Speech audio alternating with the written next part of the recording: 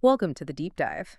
Today, we're going to really get into something interesting about mortgage rates. You'd think it's only those huge, dramatic swings that really make a difference in the housing market. Right, the big headlines. Exactly.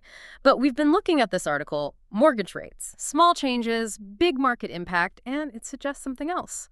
Turns out even really small fractional changes can have this, well, surprisingly big ripple effect. That's absolutely right. I mean, everyone focuses on the massive rate hikes or, those big drops. But the reality, deep down, is that even tiny adjustments, they significantly sway not just the affordability math, but maybe even more importantly, the whole psychology of buyers. It really changes how people feel about the market. Okay, so that's our mission today then. Let's unpack how these subtle shifts actually create pretty significant waves. We want to explore how they empower your decisions and, yeah, how they might just open up a narrow window of opportunity for you if you've been thinking about making a move. So let's break down the mechanics here. The article makes a strong point.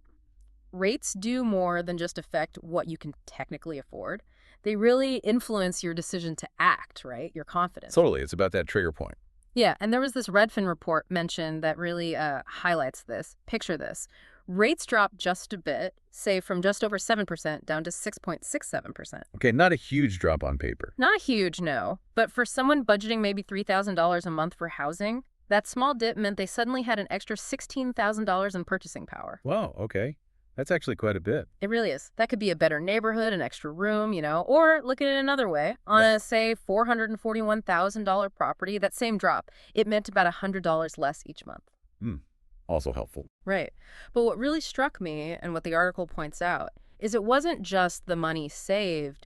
Buyers felt empowered. It was like getting a green light, permission almost, to jump in. Exactly. And that leads into what's really fascinating, this kind of confidence cycle that gets kicked off by these small dips.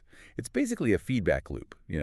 A slight rate decrease sparks a bit of optimism in buyers, which then leads to more activity. People start looking again. Right. And that activity itself makes other buyers feel like, okay, maybe now's the time, so they jump in too. It's a domino effect, really. So it sort of feeds on itself? Precisely.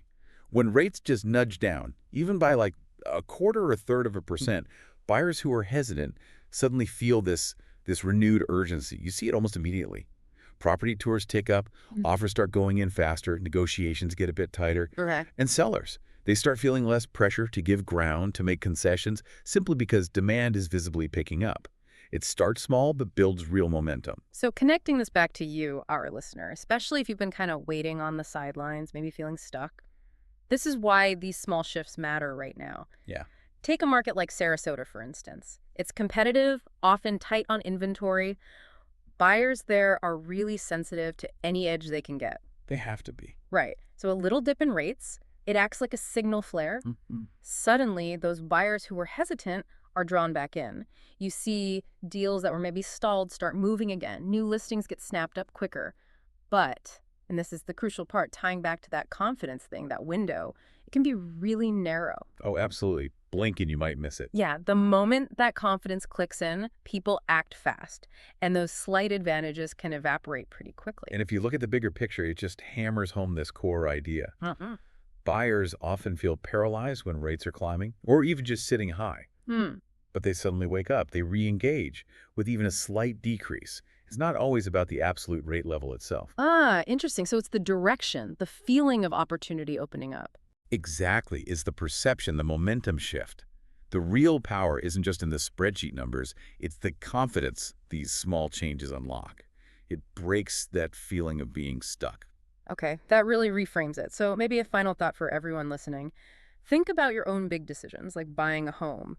How much are they driven by pure financial math versus these, well, psychological triggers? What small signal, what tiny shift in the wind might be the thing that unlocks your confidence to make that move you've been thinking about? Yeah, it's a great question. And it's always worth exploring that fascinating dance between the hard data and, human behavior in the market. Always something new to learn there.